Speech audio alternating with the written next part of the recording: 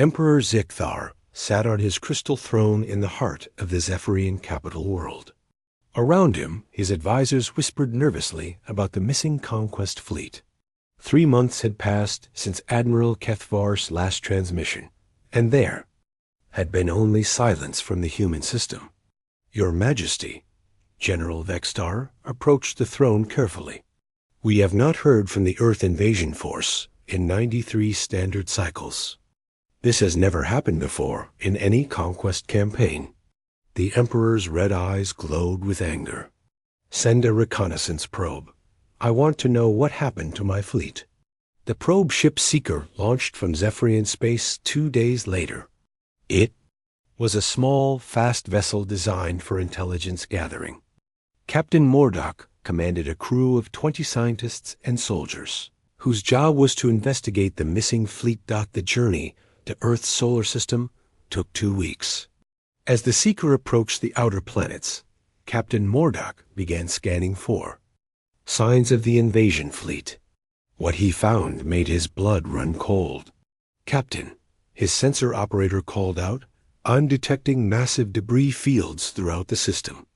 Metal fragments consistent with Zephyrian hull plating. Mordock studied the readings with growing horror. The debris was spread across millions of kilometers of space. It looked like an entire fleet had been destroyed in a massive battle. Move closer to the human planet, he ordered. I need to see this with my own eyes. As the Seeker approached Earth, the crew saw something that defied belief. The debris field was enormous, containing the wreckage of hundreds of Zephyrian ships. But floating among the alien wreckage were human vessels that should not have existed. Those ships have Zephyrian technology, the science officer reported in amazement. Energy shields, plasma weapons, faster-than-light drives. How did these primitives acquire our technology? Captain Mordock had no answer. The humans were supposed to be a simple species with basic nuclear weapons. Instead, their ships now bristled with advanced alien technology that had been integrated into their own designs. A transmission came from the direction of Earth. The voice was calm and female, speaking in perfect Zephyrian language. Unknown vessel, this is Captain Helen Stone of the Earth Defense Force. You are entering human-protected space. State your business or withdraw immediately. Mordock hesitated. One small reconnaissance ship against what appeared to be an advanced human fleet was not good odds.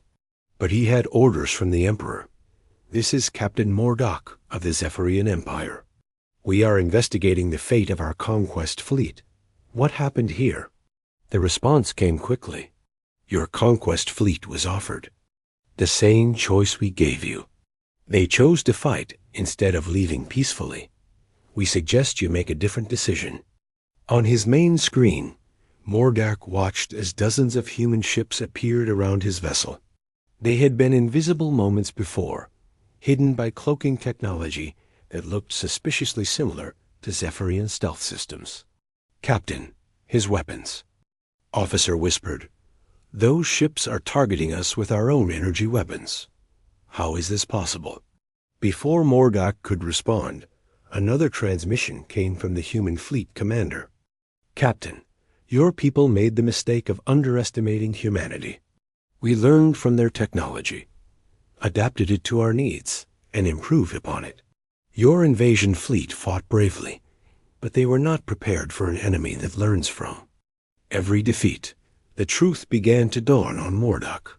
The humans had not just survived the invasion. They had captured Zephyrian technology and reverse-engineered it. Worse yet, they had made improvements that the Empire's own scientists had never considered. We are leaving, Mordock announced quickly. We have no hostile intentions. Very wise, Captain Stone replied. However, before you go, you should know something important. We are no longer confined to this solar system. Human ships are already exploring beyond your borders. We suggest your empire reconsider any future expansion plans. As if to prove her point, the sensors detected human ships at the edge of the solar system. They were not defensive vessels staying close to Earth. They were exploration ships heading out into the galaxy, equipped with technology that matched or exceeded Zephyrian capabilities. The Seeker jumped to faster-than-light speed and fled toward Zephyrian space. During the long journey home, Captain Morgak composed his report with growing dread. The Empire had not just lost a conquest fleet. They had created a new threat that could challenge their dominance of the galaxy. Back on the capital world, Emperor Zekthar read the reconnaissance report in stunned silence. The impossible had happened. A primitive species had not only defeated the Imperial fleet, but had grown stronger from the encounter. "Your Majesty," General Zekthar said carefully, "what are your orders regarding the human threat?" The Emperor stood from his throne and walked to the great viewing window that showed the stars beyond. Somewhere out there, human ships were moving through space with technology stolen from his own fleet. "Establish a quarantine zone around the human system," he commanded. "Any ship that approaches that region is to be destroyed immediately. We cannot allow this contamination to spread to other species." "And if the humans expand beyond their quarantine zone?" Zekthar asked. Zekthar was quiet for a long moment. "Then we retreat. The Empire has conquered 17 systems by choosing battles we could win. The humans have taught us that some species are not meant to be conquered. The official records listed the conquest fleet as lost to navigational errors. But in the deepest vaults of the Imperial archives, a classified report told the truth. Its final recommendation was clear: avoid all contact with the species called humans. Across the galaxy, whispers began to spread among spacefaring civilizations. Stories of a new power emerging from the galactic rim. Ships bearing human markings had been seen in distant systems, not conquering but exploring, trading, and making alliances. The Zephyrian Empire, once the terror of 17 star systems, began withdrawing from their outer colonies. For the first time in their history, they had encountered something that made them afraid. On Earth, humanity rebuilt their damaged cities with new technology learned from their defeated enemies. The orbital shipyards worked constantly, producing vessels that combined human ingenuity with alien science. General Paul Jackson stood in the rebuilt Pentagon, looking at star charts that showed human exploration routes spreading across the galaxy.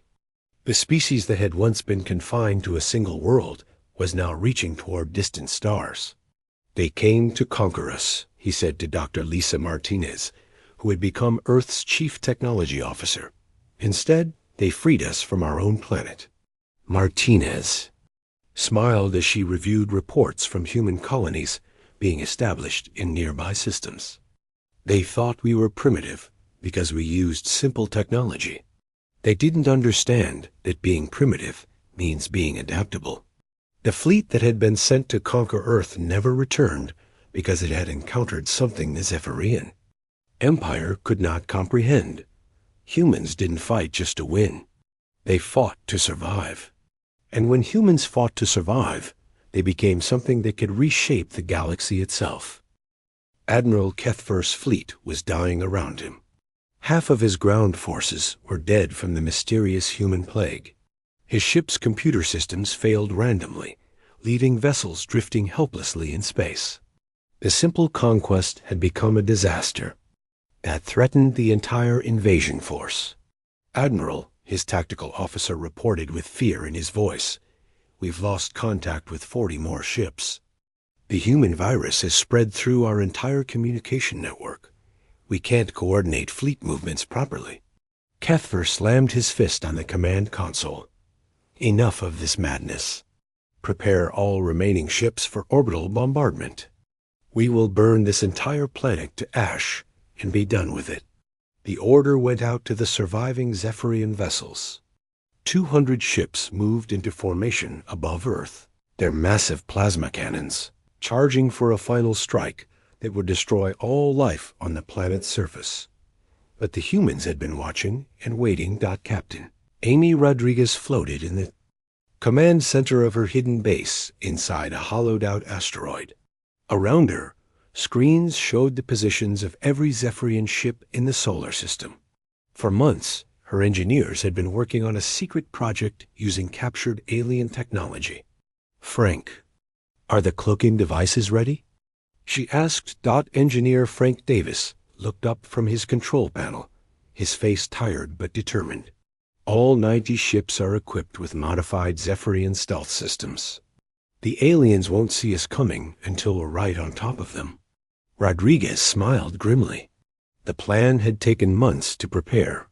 While the aliens focused on the guerrilla war on Earth's surface, human ships had been hiding throughout the solar system, behind asteroids, in the rings of Saturn, in the shadow of Jupiter's moons.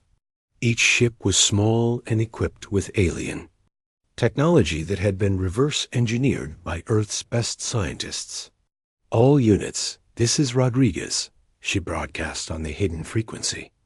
"Operation Mousetrap is now active. Remember, we only get one chance at this." Across the solar system, human ships began to move. They had been waiting in silence for weeks, their crews surviving on minimal life support to avoid detection. Now they activated their engines and headed toward Earth. The Zephyrian fleet was arranged in a perfect bombardment formation, with their largest ships at the center and smaller vessels protecting the flanks. It was a textbook formation that had worked perfectly in 17 previous conquests. "Begin planetary bombardment," Admiral Kethfer ordered. "Reduce this world to molten rock." As the alien weapons began to charge, space around them suddenly filled with human ships. 90 vessels appeared from nowhere, materializing like ghosts around the surprised Zephyrian fleet. The cloaking devices worked perfectly, giving the humans complete surprise. "What is this?" Kethfer shouted as alarms blared across his bridge. "Where did they come from?" Pilot Kelly Brooks dove her small fighter directly at the bridge of a Zephyrian battleship. Her ship was tiny compared to the alien vessel, but it carried a nuclear warhead that had been modified with alien explosives. She aimed for the weak spot that Dr. Martinez's team had identified in the alien armor plating. "This is for New York," Brooks whispered as she fired her missile into the battleship's shield generator. The explosion tore through the alien ship's defenses, leaving it vulnerable to follow-up attacks. Throughout the formation, human ships swarmed around the massive alien vessels. They were outnumbered and outgunned, but they had planned this attack carefully. Every human pilot knew exactly where to strike for maximum damage. Sergeant Mike Turner led a boarding party onto a Zephyrian cruiser through a breach created by rocket fire. His team moved through corridors designed for beings twice their size, but they carried weapons that had been modified with alien technology. "Move fast," Turner ordered his soldiers. "Plant the charges in the reactor chamber and get out. We have 10 minutes before this ship explodes." The fighting inside the alien vessels was brutal. The Zephyrians were larger and stronger than humans, but many were weakened by the bacterial plague. More importantly, they had never fought enemies who boarded their ships. Their tactics were designed for space combat, not close quarters fighting. In narrow hallways, Turner's team reached the reactor chamber and placed their explosive charges. As they fought their way back to their boarding craft, Turner saw something that made him smile. The alien crew was panicking. These mighty conquerors had never faced an enemy that brought the fight directly to them. In space, the battle reached its peak. The Zephyrian formation was breaking apart as human ships struck from all directions. Admiral Kethfer watched his fleet dissolve into chaos around him. "All ships form defensive clusters," he ordered desperately.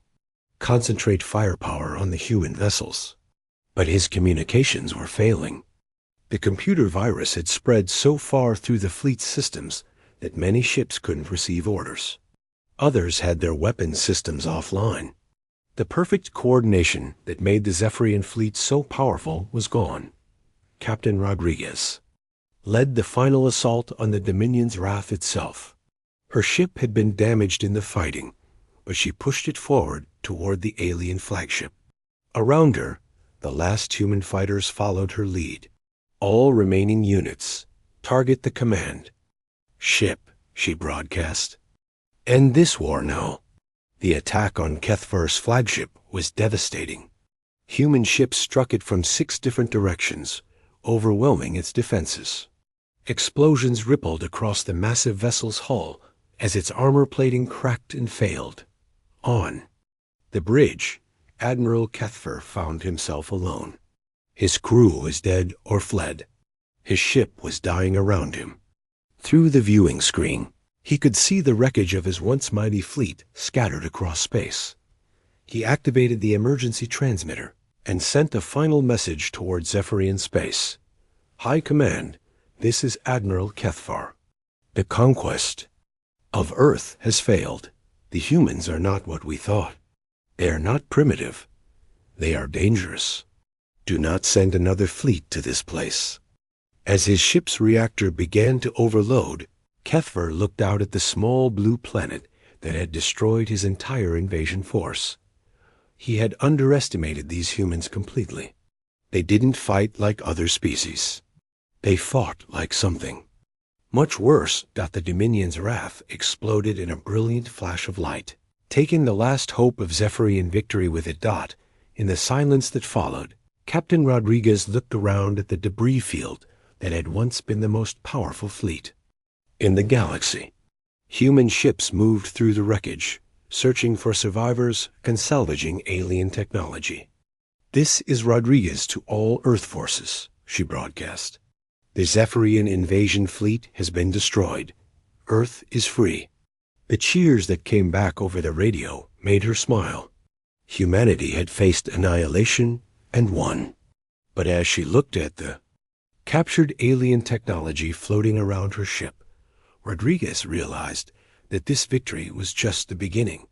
The galaxy was a dangerous place, and Earth would need to be ready for whatever came next. Admiral Kethvar stared at the damage reports with disbelief. The Battle of Luna had cost him 50 ships and thousands of soldiers. The humans had lost more vessels, but their resistance was far stronger than anyone had predicted. He needed to break their spirit quickly, target their major population centers. He ordered his weapons officer. Full orbital bombardment. Show them what happens when primitives defy the Empire. The plasma lances fired from orbit, striking cities across Earth's surface. New York, London, Tokyo, and Moscow vanished in brilliant flashes of light. Millions of humans died in minutes. Kethvar expected the remaining humans to surrender immediately when they saw such destruction. Instead, the response came from General Paul Jackson himself. "You just made a terrible mistake." Jackson's voice crackled over the radio. "You could have conquered us. Now you've made this personal." Dr. Lisa Martinez worked frantically in her underground laboratory. Around her, a team of scientists including Dr. Peter Kim and Dr. Susan Wright analyzed pieces of alien technology recovered from the space battle. The fragments were small, but they contained secrets that could change everything. "Lisa, look at this," Dr. Kim called out, pointing to his computer screen. "Their entire technology base runs on network systems. Every ship, every weapon, every piece of equipment is connected to their main computers." Dr. Martinez leaned over his shoulder to study the data. "That's a weakness we can exploit. What about their biology?" Dr. Wright looked up from her microscope. "I've been studying the alien blood samples we recovered. Their immune systems are incredibly advanced, but they're completely isolated. They've never been exposed to Earth bacteria." A dangerous idea began to form in Martinez's mind. "Peter, can you create a computer virus that will spread through their networks? Something that will disrupt their communications and weapons?" "Maybe," Cum replied, "but we'd need to physically connect to one of their systems to upload it." "And Susan," Martinez continued, Can you modify our bacterial strains to affect their biology? Wright nodded slowly. It's possible. Their cellular structure is different from ours, but I think I can engineer something that their immune systems won't recognize until it's too late. Meanwhile, on the surface, the Zephyrian ground invasion had begun. Massive transport ships landed in the ruins of the bombed cities, disgorging thousands of alien soldiers. Each Zephyrian warrior stood 8 feet tall, armed with energy weapons and protected by personal shields. But the humans were ready for them.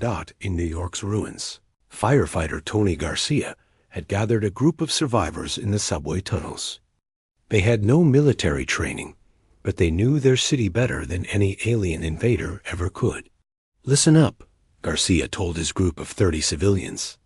We can't match their weapons or their armor, but we know these tunnels. We know every entrance, every exit, every maintenance shaft. We're going to make them pay for every block they take. The guerrilla war began immediately. Children threw homemade bombs from rooftops before disappearing into the rubble. Elderly civilians booby-trapped their homes with gas lines and electrical systems before evacuating.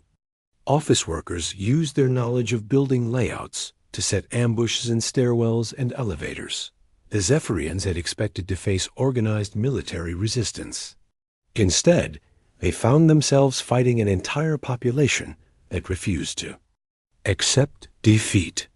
Every human from age 8 to 80 seemed determined to kill at least one alien before dying.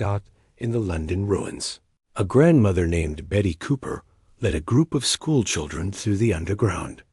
They planted explosives in the train tunnels, then used the maintenance passages to escape before the aliens could respond.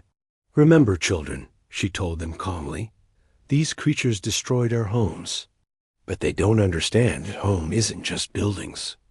Home is the people who refuse to give up. The alien soldiers began to report strange symptoms. At first, it was just fatigue and minor illness. But within days, Zephyrian warriors were collapsing in the streets. Their advanced medical scanners couldn't identify the cause. Dr. Martinez's bacterial weapon was spreading through the alien ranks like wildfire. The Zephyrians' isolated immune systems had no defense against Earth's modified bacteria. Worse yet, their habit of sharing air and water through their environmental suits meant the infection spread rapidly through entire units.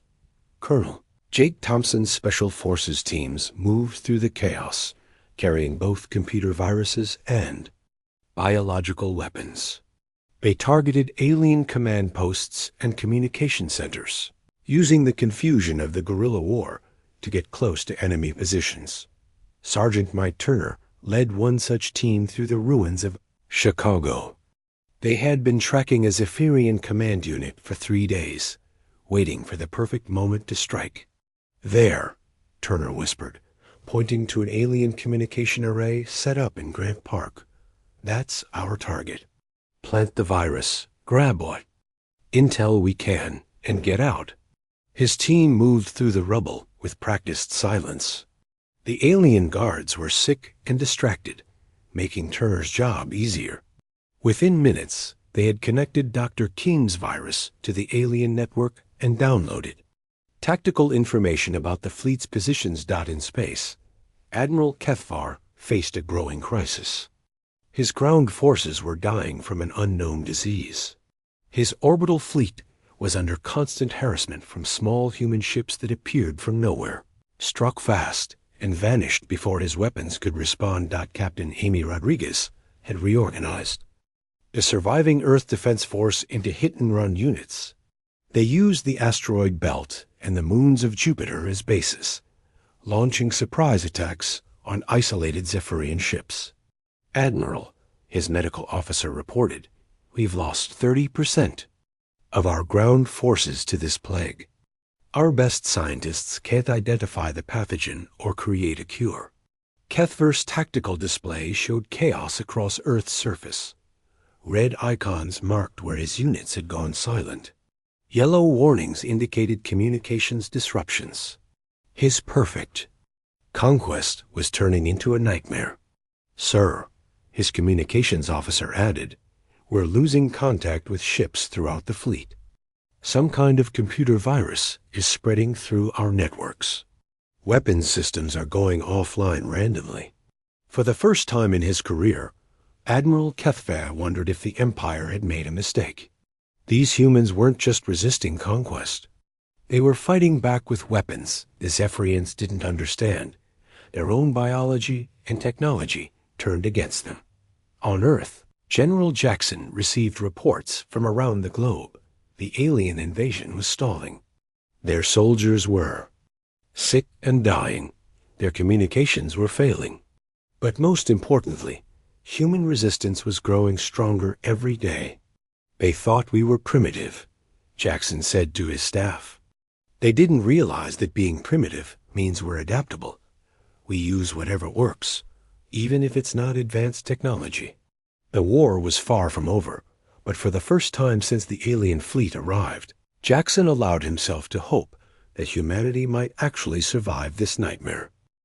The Zephyrian fleet dropped out of faster-than-light travel at the edge of Earth's solar system. 300 massive warships appeared in perfect formation, their dark hulls blocking out the stars behind them.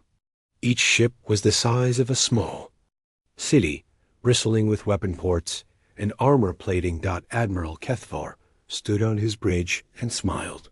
The human homeworld hung in space ahead of them, a small blue dot that would soon belong to the Empire.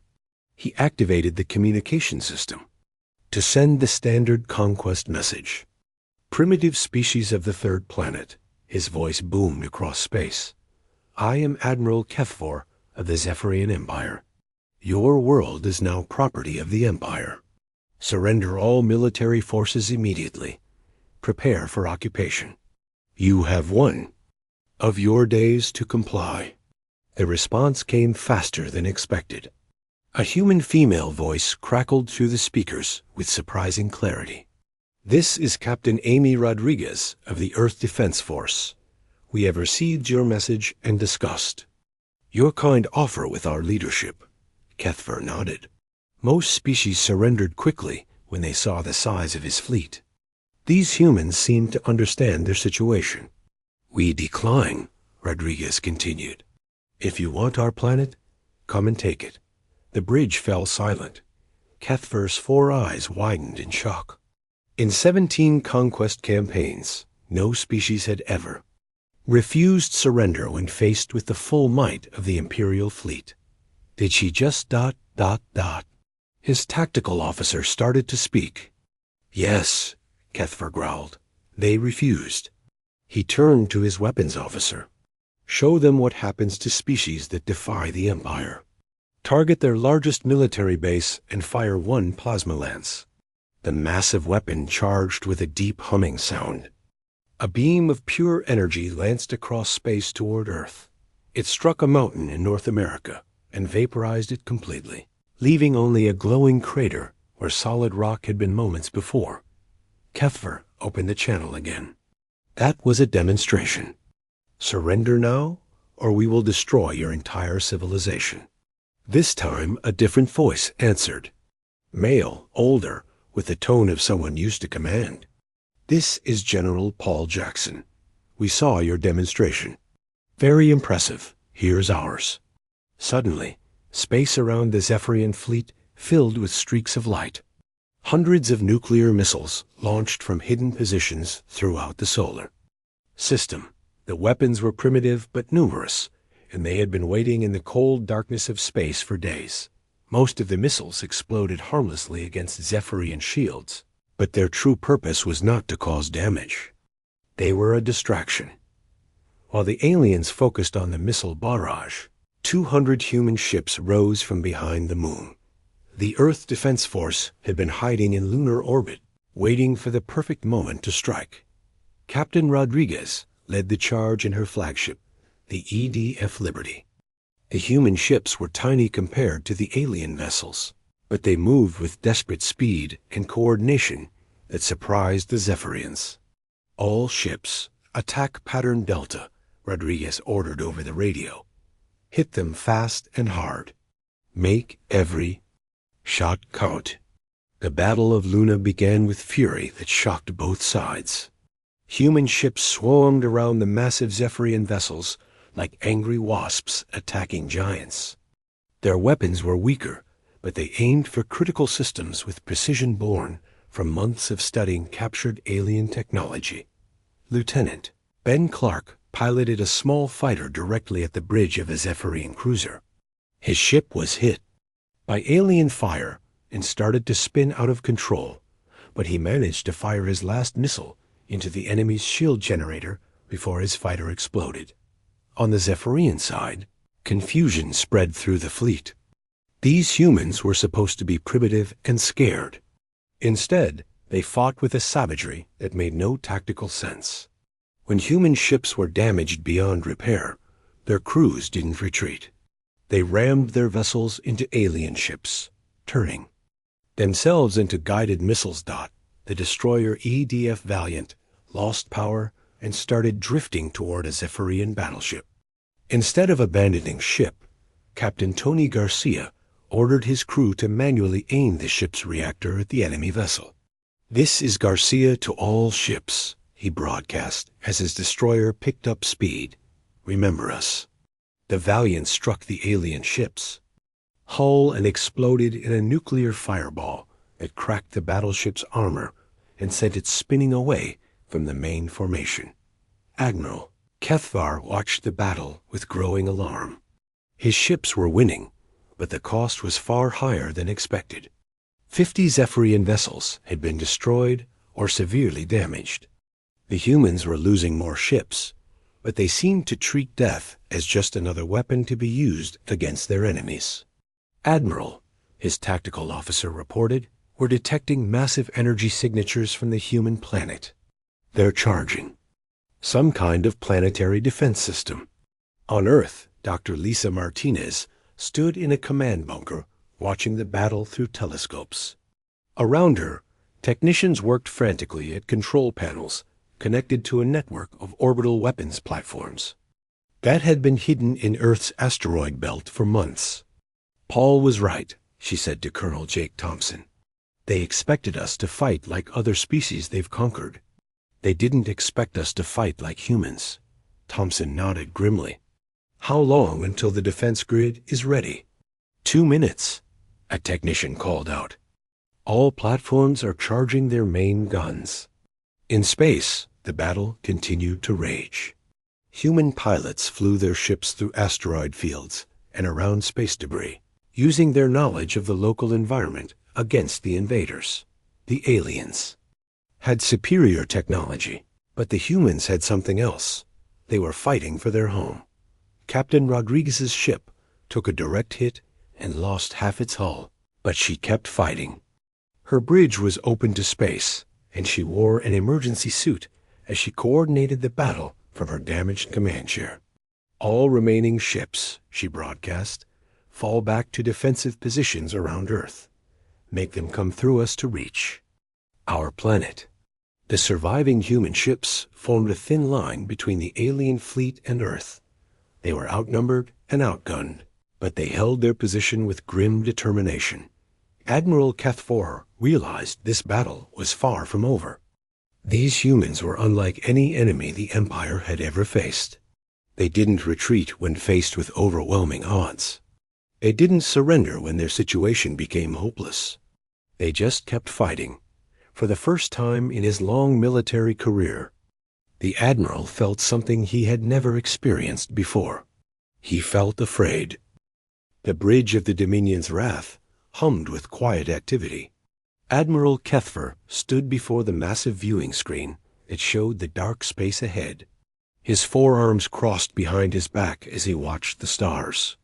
The Zephyrian Empire had just finished conquering the Alterian system, and now they needed a new target.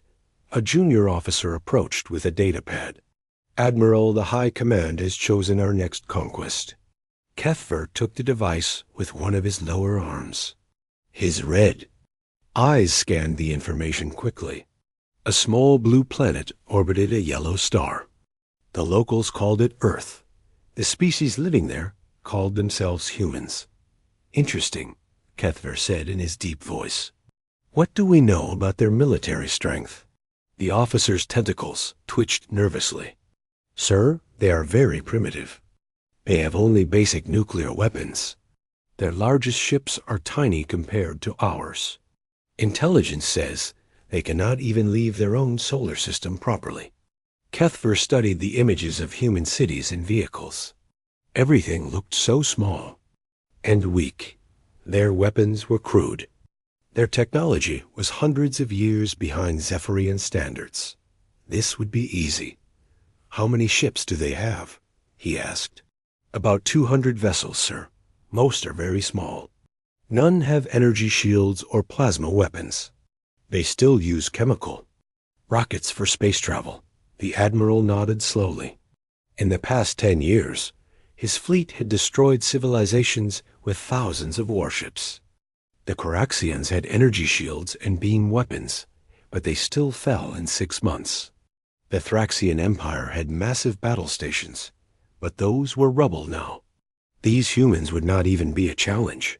Prepare the fleet, Kethvar ordered. We moved to the human system in 3 days. On the other side of the galaxy, General Paul Jackson sat in a deep underground room beneath the Pentagon.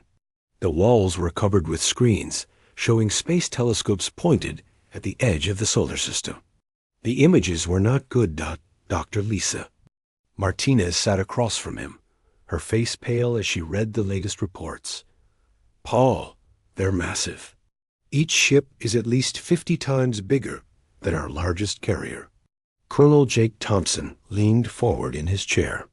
How many ships are we talking? About 300, Jackson replied quietly. Maybe more. Our deep space sensors picked them up 2 days ago. They'll be here in a week. The room fell silent. Everyone knew what this meant. Humanity had always wondered if they were alone in the universe. Now they had their answer, and it was terrifying. Dr. Martinez pulled up images on her tablet. Look at this energy signature. They're using some kind of fusion drive system we've never seen. And these weapon ports. She pointed too. Dark openings along the alien ships. Each one is bigger than our entire destroyers. Jackson studied the photos. He had spent 30 years in the military, fighting in wars across Earth. He knew how to read an enemy's strength. These aliens could destroy Earth's entire fleet without breaking formation. What do we know about them? He asked. Not much, Martinez answered.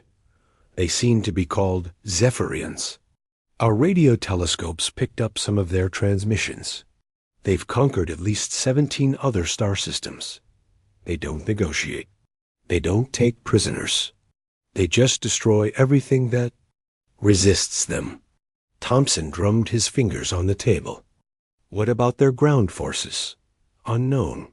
But if their ships are any indication, they're probably just as advanced on the ground. Jackson stood up and walked to the main screen. It showed Earth from space, looking peaceful and blue. In a few days, that peace would be shattered forever. Sir? A young officer entered the room. The president wants to see you immediately. An hour later, Jackson sat in the Oval Office with the president and the Joint Chiefs of Staff. The mood was grim. General, the president said, give me the truth. Can we win this? Jackson looked around the room at the other military leaders. Admiral Carroll Hayes commanded the Space Force. General Frank Davis led the Army. They all knew the answer. Sir, in a conventional fight, we'll lose in hours, Jackson said honestly. Their technology is centuries ahead of ours. One of their ships could probably destroy our entire East Coast fleet. The president's face grew dark. So what are our options? We fight anyway, Jackson replied. We use every advantage we have. We know our own solar system better than they do. We know how humans think and fight. Most importantly, we know what we're fighting for. Admiral Hayes leaned forward. Paul's right. These aliens have conquered other species, but they've never faced humans before. We don't give up. we don't surrender. When we're cornered, we get dangerous." The president nodded slowly. "What do you need?" "Time," Jackson said. "And every weapon we can get our hands on. Nuclear missiles, kinetic rounds, everything. We'll make them pay for every inch of space they take." Back on the Dominion's Wrath, Admiral Kethfor received the final intelligence report on humanity. The numbers were even more pathetic than he thought. 200 primitive ships against his 300 advanced warships. No energy weapons. No shields. No real space combat experience. "Admiral," his tactical officer said, "High Command estimates 3 days for complete conquest. Should we prepare occupation forces?" Kethfer waved a dismissive hand. "Yes, but keep them minimal. This will be over quickly. These humans will surrender the moment they see our fleet." He turned back to the viewing screen. Soon, another star. System would belong to the Zephyrian Empire. Another primitive species would learn to bow before superior power. It was always the same story. The Admiral had no way of knowing that he was about to encounter something the Zephyrian Empire had never faced before. Humans didn't just fight to win, they fought to survive. And when humans fought to survive, they became something else entirely. The fleet moved toward Earth, confident in their overwhelming power. Behind them, they left 17 conquered systems and billions of dead aliens. Ahead of them waited a small blue planet with a species that looked weak and primitive. Neither side knew that this would be the day everything changed.